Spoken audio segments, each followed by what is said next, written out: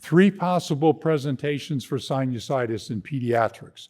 The majority just look like a cold that's not going away. Greater than 10 days of symptoms without improvement.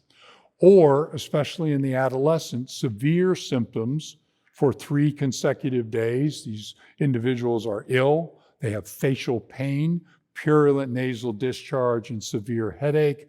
Or a child who appeared to be getting better and then gets worse with cough and nasal discharge.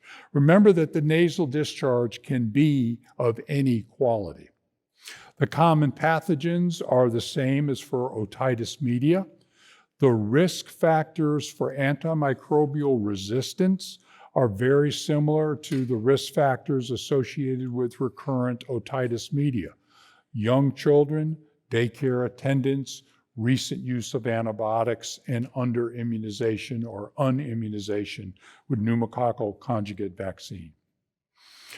First-line antimicrobial treatment recommendations for sinusitis for mild to moderate disease is amoxicillin clavulinate with the standard dose of amoxicillin.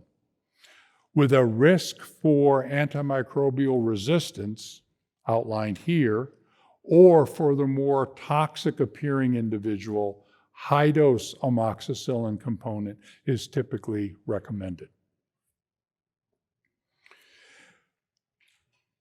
Alternatives to amoxicillin clavulinate, again, ceftonur is typically used simply because it tastes better.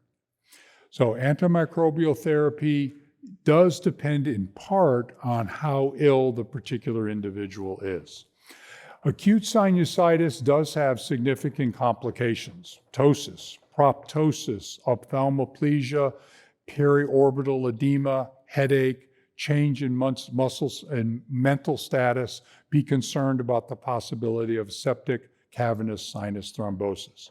It can also be associated with orbital cellulitis, same CT we looked at earlier, with preseptal cellulitis, and with meningitis.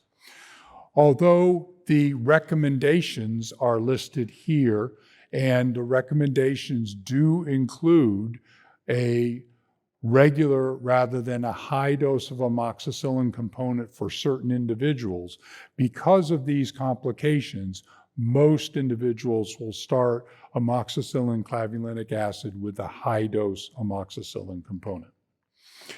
Complications also include Pott's puffy tumor, which is a subperiosteal abscess associated with acute sinusitis. Brain abscess and subdural abscess may also be potential complications. So the cold that won't go away, daytime and nighttime cough, prolonged greater than 10 days of nasal discharge of any quality, think sinusitis. It's not an excuse, for lack of a better word, to treat an uncomplicated URI, so pay careful attention to your test question in regards to the number of days of symptoms if they are describing an otherwise pretty benign sounding URI.